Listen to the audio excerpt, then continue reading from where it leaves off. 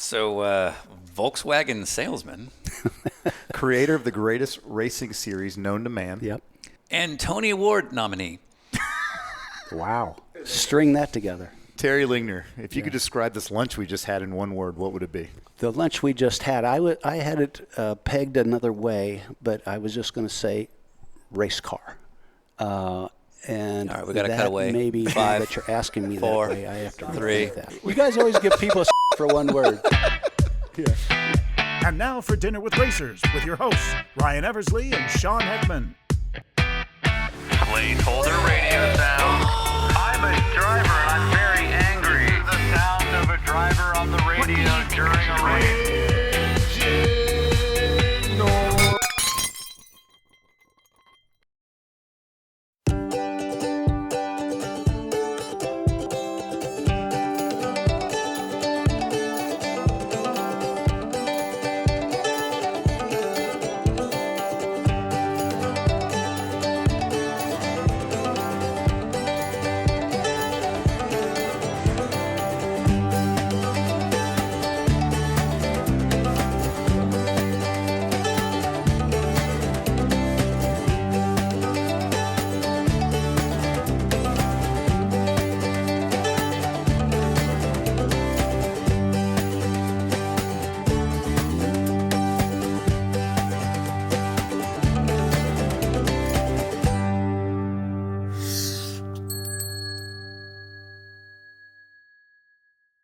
I would say you are probably in the category of most referenced person that's never been on the show before. Yeah. Because we've had so many broadcast people come on. We've also had drivers that have moved into that realm. Nice. And your name came up very early on. And to be honest, I didn't know you by name, but I did grow up watching a lot of the stuff you made. Gotcha. And so from working with Sean, because he's obviously on that side of the sport as well, it's hard not to hear your name now in some of these episodes. To have you here with us today, it's pretty exciting.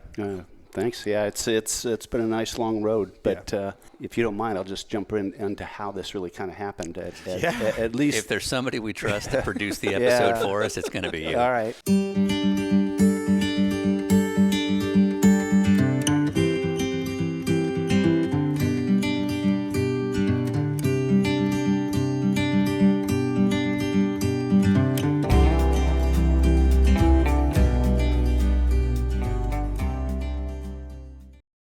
So Decatur High School, star quarterback, and then off to Ball State. You know you're not going to race. You know you want to travel the world. What's the career goal at this point? Well, it's shifted to TV. My sons are in theater and also the performing arts, which I always kind of liked. If a guy can dance, he's halfway home. I mean, so I get it. I always, that standing in the corner was never for me. I'm on the dance floor with them. Okay. Yeah. So I wanted my kids to kind of have that legacy as well, which they've done in spades. Yeah, I thought, well, what's the closest thing I could do was TV. And so that literally was that much thought went into it. Because, I wasn't a good student. I thought, if I'm going to get through this, I better do something that's going to hold my interest, even though maybe I should be a business major. I never bought into any of that stuff. Yeah. And right away, I tried to do some on-camera stuff. And it's hard as hell. I mean, that's and I looked at me and I said, I'm going to the control room. Yeah. That was first class freshman year. It's like, ugh. So you never had to film yourself gaining weight and then have to edit it as you eat? You've never had to do that? Never had to do that. Okay. On a show you created. On a show you created, where so you have no one to set blame but yourself you. up for failure, eating I f***ing did like this. crap for 30 days straight. Yeah. What do you mean?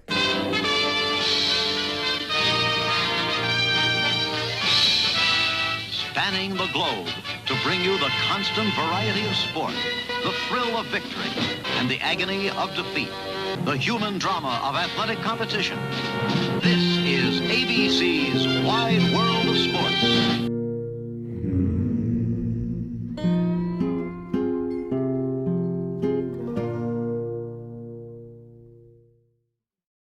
Ball State, Indiana-based, especially at your time, if this is mid-'70s, late 70s, not a lot of production going on at that time out of here.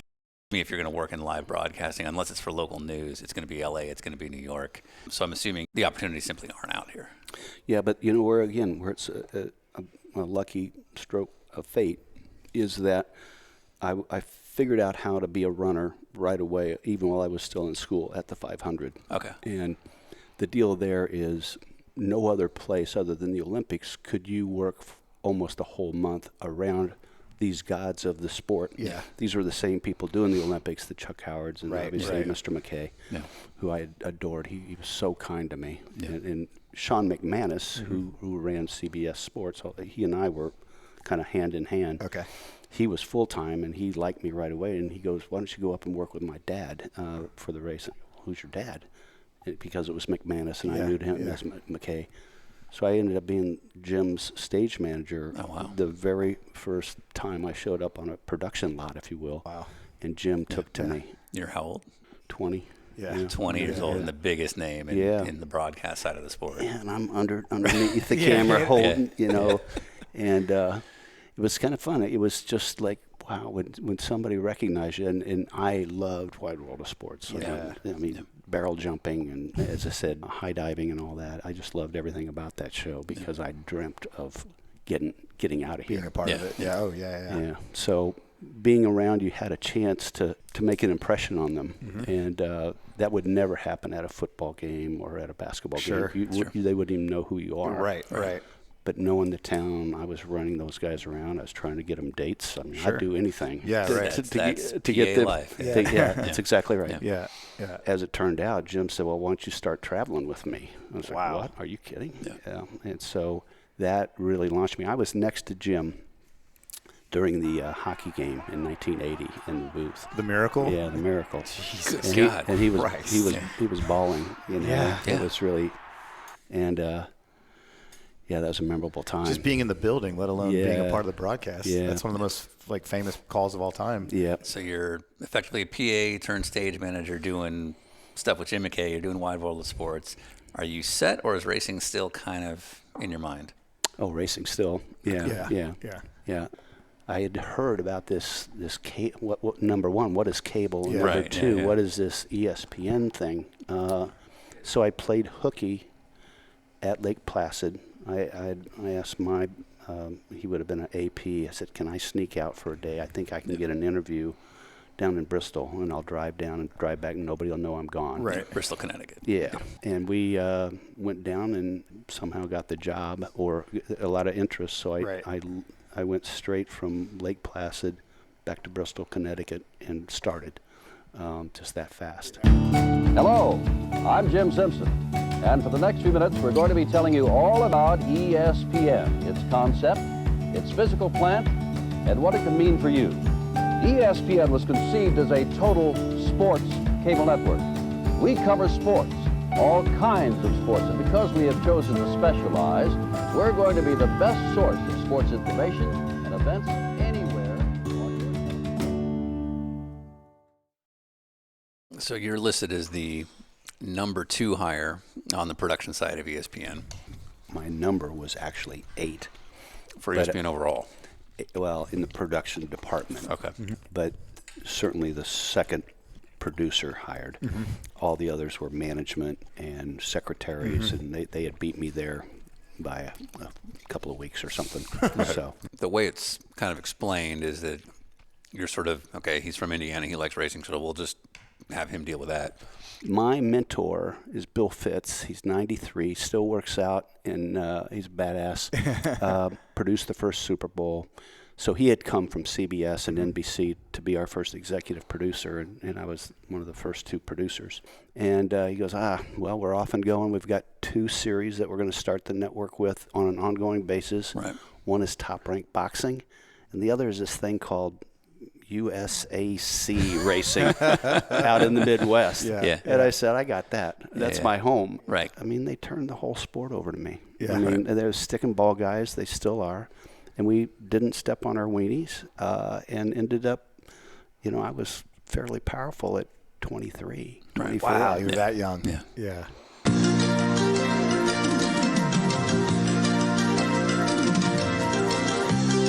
ESPN, the world's leader in motorsports coverage, presents Speed World. Tonight, live from Indianapolis Raceway Park, it's the Switzer Candy USAC Sprint Cars. Brought to you by Busch Beer, the beer with a taste as smooth as its name. By Quaker State Motor Oil. When it comes to what most motorsport fans associate with ESPN early days, and especially coming out of your products, Thursday Night Thunder is what anybody who watched racing in the 80s grew up on. Somebody like myself from California, dirt racing wasn't really on the map until we started watching this and seeing names like Vogler and Jeff Gordon and guys like that. Where does this come from?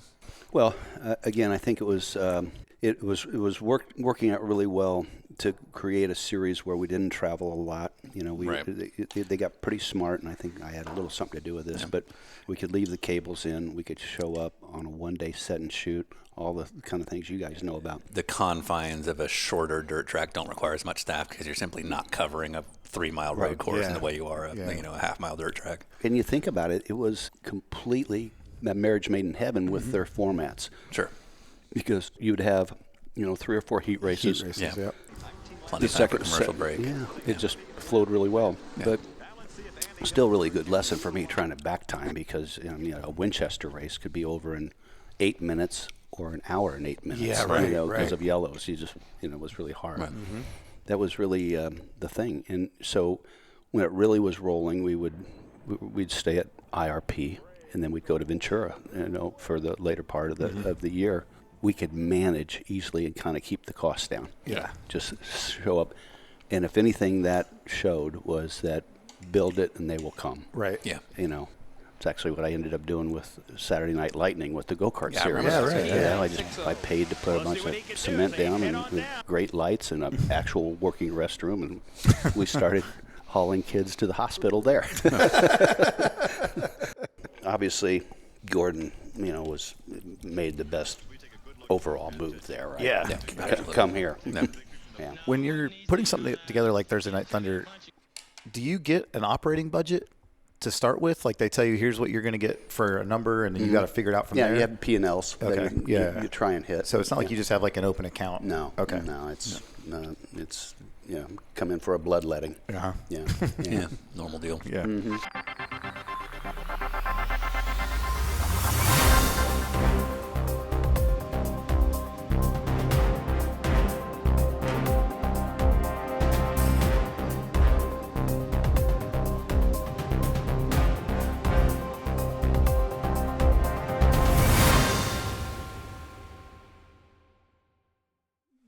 Trying to go from the departure of ESPN, if you will, after I kind of decided, well, I think we're going to start a family. I was writing the checks back to packagers. And it's like, God, I'm on the wrong end of this. What does that mean? Yeah, I don't know. A packager would be like what Lingner Group was. Okay. So you're on the ESPN side. So I'm still managing at ESPN, and we're doing a lot of different races and track and fit, whatever. But a huge part of your workforce is basically subcontractors. Absolutely, almost 100%. It's no different than buying your windows for a Mustang from a company in Kokomo. Anyone who works in construction knows it's built by subs. Right. So, I was like, golly, I mean, I know what I make. I know I love this. I thought I would never leave ESPN, but I started thinking about it. So I bought Speed Week from Bob and Larry and Mike Wells and put a base together and said, well, I'll just leave, and I'm going to grow and be one of the best or the biggest packagers in the country, which kind of happened. So I became ESPN Midwest. We thought it might be kind of interesting if we found a way to put a camera down in the tunnel and have it operated by hand when a car would come around the fourth corner, and then he'd pop the camera down. We thought that'd be an exciting shot. Now, the tread cam worked pretty well last year, and we thought we'd just take a shot at trying to get it nominated for an Emmy Award. So we nominated it, and lo and behold, we won. You were an Emmy Award winner, and that came very early on in your Thursday Night Thunder days, and that's because it's kind of taken for granted now, but the original tread cam. So Lingner Group is effectively the brainchild behind what's now very common in racing. Explain the concept. Where did you guys come up with this? So the deal was, one night I was walking under this really, I don't know if have you guys been to IRP? Yeah. So that little tunnel that walks into the infield, and I was getting this idea.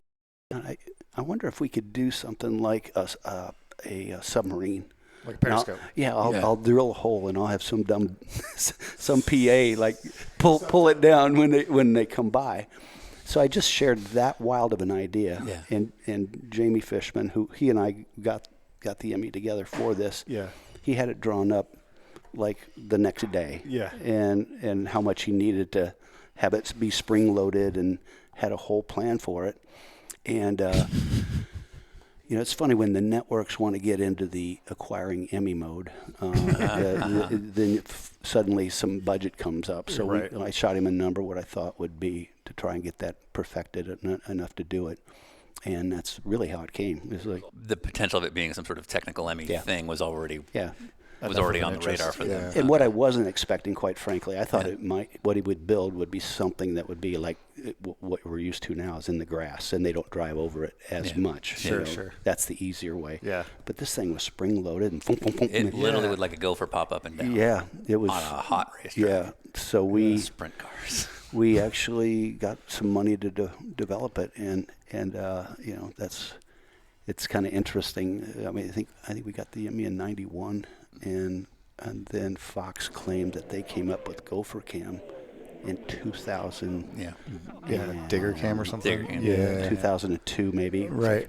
That's cute. No. Yeah. No. I got a statue my for proof that. is the Emmy. Yeah. Exactly. Yeah. So that's out. It's a rug. Hey, who do you suppose we're going to welcome to the top of the telecast? Bring them on in. Mike Bliss over here, Kenny Irwin Jr. At the top of the show, you saw the spectacular finish they gave us the last time the Silver Crown cars raced here. We got to start with Bliss, of course, because he won that thing. Did Despain tell you about his deal on Thunder, or how that came about? No, I can tell you. Yeah. This is a good. In my little notes too, you saw there are a couple of guys that I put LOO behind. Yeah, that's League of Their Own. You did something that in 200 plus episodes has never been done. You gave us a cheat sheet of things to ask you about to tell your own story, because you're a goddamn producer. And it came with like notables. Yeah. Here are the players involved. It's literally a spreadsheet of how to tell the story for you, because clearly we're idiots. So here's the deal on Dave. I'm trying to cut a deal for him to come over, and so I'm negotiating with him to some degree, and to a large degree actually. And I started thinking about it. I said, Dave, in addition to maybe doing some NASCAR, why don't I'd like you to be the host of Thursday Night Thunder. And to him, host meant play-by-play. Mm-hmm. And as we talked more, I said, no, I'm not. I don't think you can do the play-by-play. Long pause. It's like, what do you mean? And I was like, well, I don't know if it's going to do your career a favor to come out and cover 3 white number 9s in the same race. And that's what was happening back then. Yeah. It's like, so I have to hire people like Gary Lee and Larry Rice that know helmets, that know the nuance of the car. Right.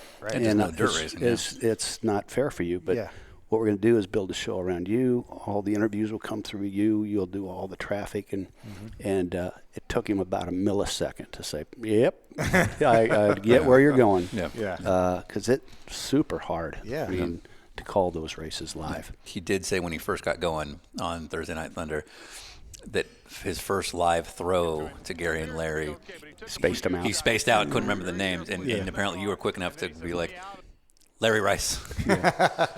Done that a lot. Yeah.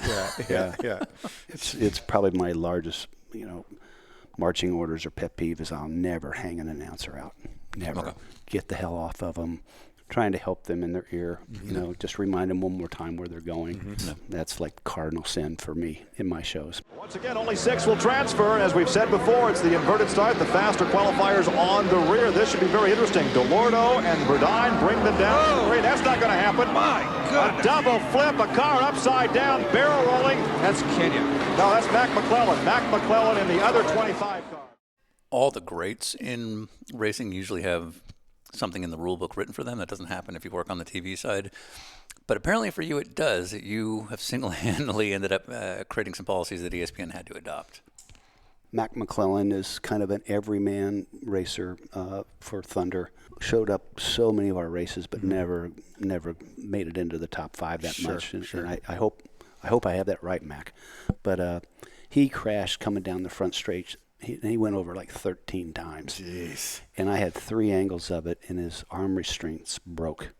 And he was powdering his forearms every time the car came down on the cage, literally obliterating his arms. Yeah. And we had great angles of it. And I got to Dave, and I said, listen, I'm not going to replay this. Yeah. I go, what do you think? He goes, good call. and he just navigated that so well. Yeah. There's like some things, and he said, we have it, but we're not showing it. Yeah. And so got a lot of good feedback for that decision. Yeah. Was that not common at the time to omit stuff? No, not really. Yeah, especially in our sport, right? I was going to say, that's if it leads kind of logic. Yeah, exactly right. Yeah. And I just thought, and come to find out, his daughter and his young son were watching at home by themselves. It's a little divine intervention there. Right. But that Friday, they have a meeting up in Bristol and say, "No, wait a minute. Why didn't you show that?" And it's like, what? That's ridiculous. Yeah. I said, "No, it's not. I would you fire me then. That's not happening." Yeah. Because I could see it, and that was gory. Yeah. And so it comes back out, and they formulate a policy that Friday afternoon that now in racing, as long as you don't see body parts, go. Just replay the hell out of everything. And that Sunday, Davey Allison went down the backstretch at Pocono and went over about 13 times. Yeah, right. And they replayed it about 13 times. Yeah, right. So there was a new policy. Yeah, right. Body parts. Right. But again, the point being that Dave was so eloquent with that. Yeah, he was cut above. Well, the pace car, we understand, has been stolen. The officials are not driving this thing, and somebody has actually gotten in the pace car and stole it. There are at least 2 policemen on motorcycles, plus this car that are pursuing the pace car right now. And up till now, the pace car has not been caught.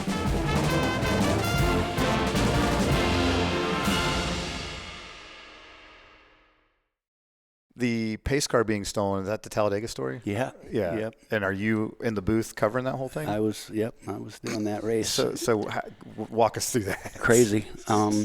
Every sport has somebody that's trying to look where the cameras aren't. Right. So it's somebody in the truck that's sort of, like, we're over here looking at this, but he's seeing this thing over here. But generally, the best way to do that is have them out. Oh, they're physically out. They're physically because they're like looking. A real spotter. They're a real spotter, but an overall show spotter.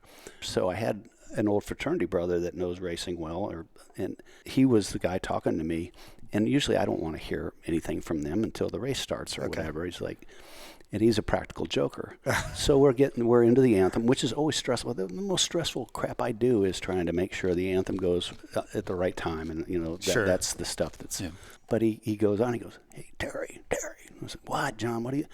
Somebody's stealing the race car." And I said, "Oh, shut the don't be doing that." Yeah, not now, man. It's like, don't be fooling with me now. We're just starting to get on the air. Yeah. And sure enough, I look up there, and man, this guy's hair's flying, and he's gone. And what was funny about it, they beat the crap out of that guy, but he drove right into the barricade and the roadblock. And he could have jumped out so easily in the backstretch and never been found. Yeah, folklore, right? Yeah. Still is. Yeah. I was helping Mike Wells, the director. It was like, roadblock on 4, motorcycle cops on 3. Yes. It's like we went to CNN. Right, exactly. The OJ stuff. Exactly. Yeah. So, we always laughed about, 20 years later, right? Man, that guy's probably still in jail. Yeah. Oh, yeah. If you embarrassed us, boy. Right. Not around here. Yeah. If you're producing that, is that something that you're excited about? Oh God, yeah. Because it's like, this is gonna go everywhere. Yeah, for sure. Pair of silver cars up front. Bobby Aiken on the inside. Look at, he missed the shift. Aiken missed the shift, and they're all on the brake. Prime goes Into 4. Let's get together. Both slide to the outside wall, and Eddie Hill can go on. Thursday Night Thunder is very, very successful for you. You start a whole new fan and culture of dirt racing. Obviously, you're involved in motorsports through a number of different ways.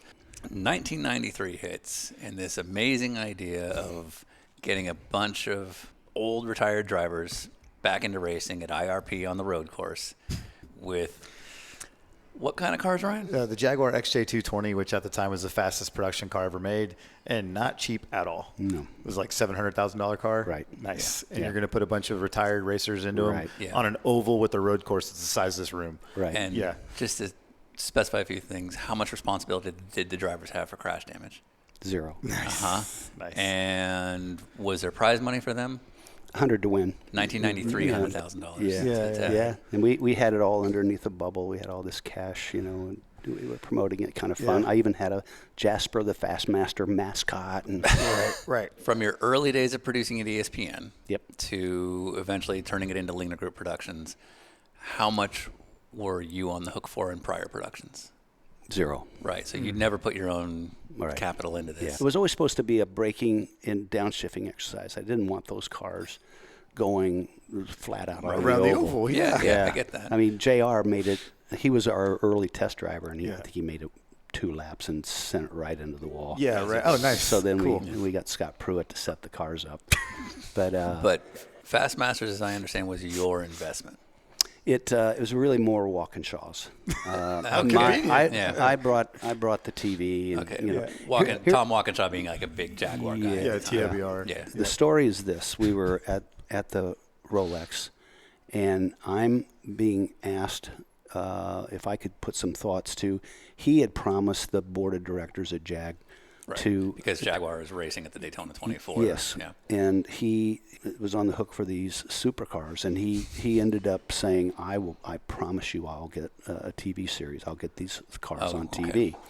Well, come to find out, nobody would talk to him. He just couldn't. They couldn't figure it out. And it was really late as the cars were coming to market. Okay. So we're talking, and I know him from covering him at Le Mans. He said, I'm on the hook. What do you got? Well, like I said, I do have live TV every Thursday. I've got this idea. Would you want? And so, completely out of desperation to save his butt with the board of directors, he said, well, let's do these cars. I said, wow, that sounds pretty fun. Yeah, sounds awesome. So it was incredible. I remember Parnelli kept calling me and say, you're not doing this. He'd say, you're not going to pull this off. And I go, I think I am. Because there's no way you're going to get the cars, or it's a bad idea. Oh, no, they're all ready to race. Okay. They love the concept. Right. And I still think it kind of works, I mean, because it's great on YouTube. We're talking about it now. Yeah.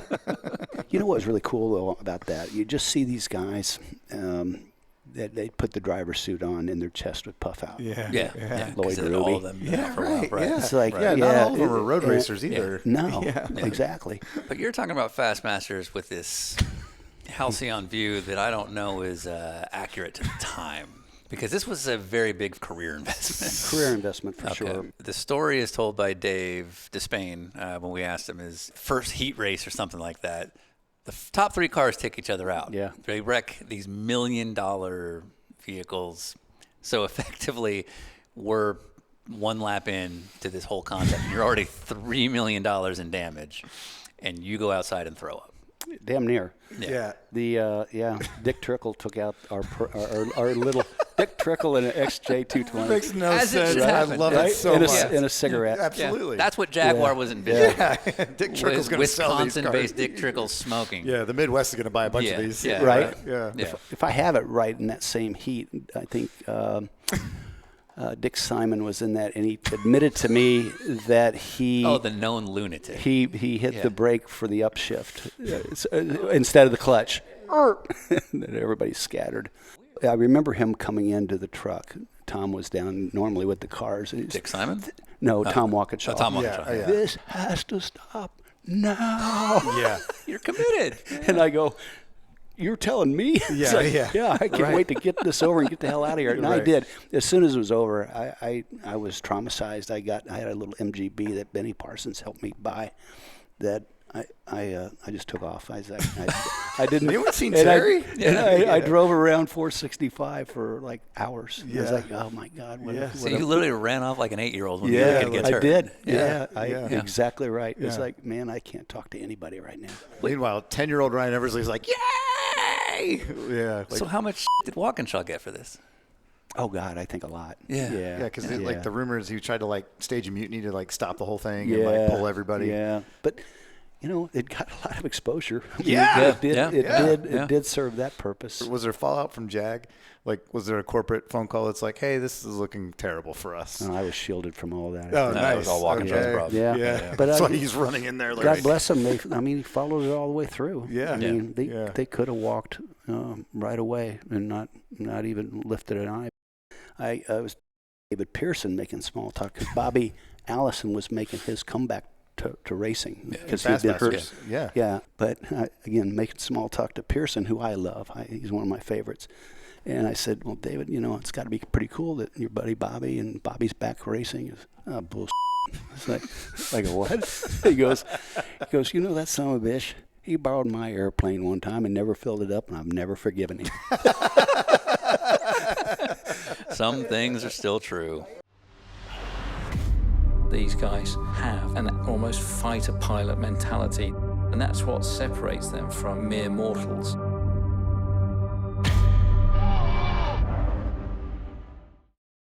Let me ask you this on the storytelling standpoint, because obviously we hear a lot. Once Drive to Survive hit, every motorsport division in America, NASCAR, and everyone's like, we need to Drive to Survive. We need to Drive to Survive. I can't speak as much on IndyCar beyond what we've experienced on this show, but I can speak a lot for sports car. And I think Drive to Survive is extremely well done. But all I see when I watch Drive to Survive coming from making this kind of stuff is cooperation. Oh, God. And the willingness to open yourself up to looking bad or to show conflict or to do all the things that F1 is doing very, very well with Drive to Survive, also driven by very talented, specific producers who are doing it. I'm not sure that complete understanding exists in these paddocks. I think that's but I'm not sure if you agree. Spot on. I would agree. Yeah. Did you see the opening to Portland with the hate cauldron? I didn't see it. No. I know what you're talking about. I know the concept of the hate cauldron. Yeah. Right. So Townsend did a whole thing, but it's like a cheesy show opening gimmick, though. That's not actually showing the But stuff. I thought that was fairly brave for sure, to do it. Like for them. them. They're probably going to get in trouble for that or something, and you're spot on. And but if you think about that first year, Red Bull got really smart, as did Zach, but Mercedes and Ferrari didn't want to play. Yeah. Right. So, we screwed that up. Yeah, right, exactly. But cooperating like that for sure. Great producing. Good writing. Yeah. Give me this quote, Zach, and you plug it in. Yeah. I don't see how that would play here. I hate to say it. Do you believe the producers make the show or the people green-lighting it too? No, I think you better have a good understanding of what you're delivering. Yeah. Even though it may not be fully baked. I have this philosophy. If I'm IndyCar, and I don't want to kind of bench race here, but if I'm IndyCar, I don't want to say we must have Drive to Survive. I'd rather go to people who make good stuff. I'd rather go to Terry Lingner and JF Mutual and say, knowing what you know about this paddock or this sport, what would you do to make something interesting? Because I don't think Drive to Survive is the answer. I think the talented people that are making good stuff have the answer. We're just maybe not asking them. Yeah. I don't know if that's true. Or letting them do what they should be doing well. Instead of telling them what they should do.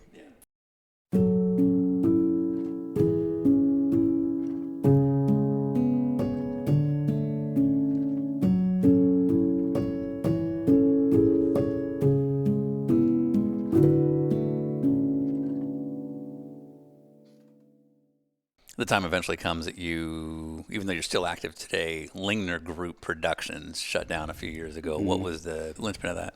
Everybody aged out, basically. Okay. The other thing that was going down, as you say, about streaming and how the reality shows kind of took over as well. We had a great formula with Speed Week and Auto Week, and we had these magazine shows that was the bread and butter of our company. Speed Week wasn't getting renewed, so those all dried up. Yeah. And it's like, oh man, now I've got an extra 20 people. Yeah. And I didn't feel like I wanted to rebuild it. And just everybody had been with me 25 years. Yeah. So it helped everybody ease out and go into other directions and just let it down softly. You started Innovative, which is not the same as Lingner Group Productions. It's more of a more specialized house, as I understand it. It was a post house. We grew that out of Lingner Group, so I was like, might as well pay myself to edit. So we built a post house. Okay. Which doesn't work now either. People you would come in and buy edit time from me. Oh, I see. And and agencies or whatever, and we'd put shows together for people. But that went its way as well, especially after things got digital. Yeah. So we had to invent Innovative Edit turned into just the Innovative Agency. So it's fun that the phone keeps ringing. And you still freelance on the producing side? Me now? Yeah. Oh yeah, for sure. Yeah. Because you're still doing the NBC stuff, but that is you as Terry Lingner, not as your production team. Yeah, but it flows back. I got you. If I could still do a fair amount of producing or directing to offset that stuff. Plus, it's kind of still what I like doing. It's still your deal. Yeah. Still my deal. All right. Well, I'd say on that note. One word? No, not yet. Good God. We run this show, it's not our you, show. Lingner. It's Dinner with Racers. Yeah. In 10, 9, 8. Let's go. All right. On that note, Continental's got the check.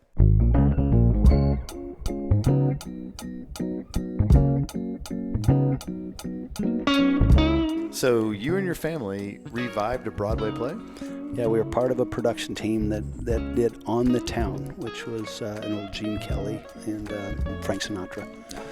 And it had a nice run. I mean, just not enough to make your money back. So you have 6 Emmys and also a Tony nomination for this. Yeah. That was pretty wild.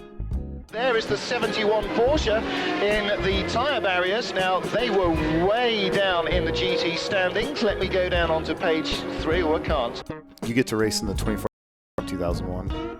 Obviously, again, you're going as a gentleman driver. You've never been there before. How does it go? Pretty good. Yeah. I mean, it's remarkable. It is kind of weird. You'll be out there and you won't see another car. Yeah. It is so big. And honestly, I'm glad I did it. Put it in the Pebbles that one time and did the exact wrong thing. I saw Stefan coming. Stefan Johansson. I saw him coming, and I got offline to give him Indianapolis, and it's like oh, but I didn't hit anything. You kept it going. I drove off. Yeah. It's like, oh, you idiot. That's exactly what you're not supposed to do. Yeah. I think 95, I actually directed the show and I raced in the race. Yeah. I don't think anybody's ever done that. I'd say not. Yeah. So it was pretty cool. What's your history with Jerry Punch? Good.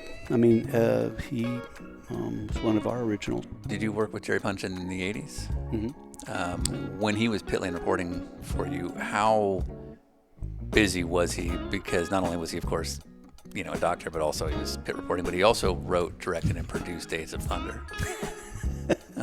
So presumably it was very hard to keep his watched attention. that. I actually produced the making of Days of Thunder. Oh, you produced that? Lingner did the making of. Right. The one that came out a couple years ago? No. Oh, okay. This was right as it was happening. Oh, like the behind-the-scenes stuff that they did. Yeah, with and it. Jerry hosted that. Okay. Yeah. Okay. Jerry hosted that, and Mr. Cruz would not participate, so it's a little hard to do that without the stars. So without the guy, yeah. Right. So we got a full dose of Jerry Punch, Jerry Bruckheimer, sure. and Simpson. What was his first name? Don Simpson. Don Simpson. Yeah. That's who they gave us. Yeah. But those guys are pretty provocative. We're on a road trip.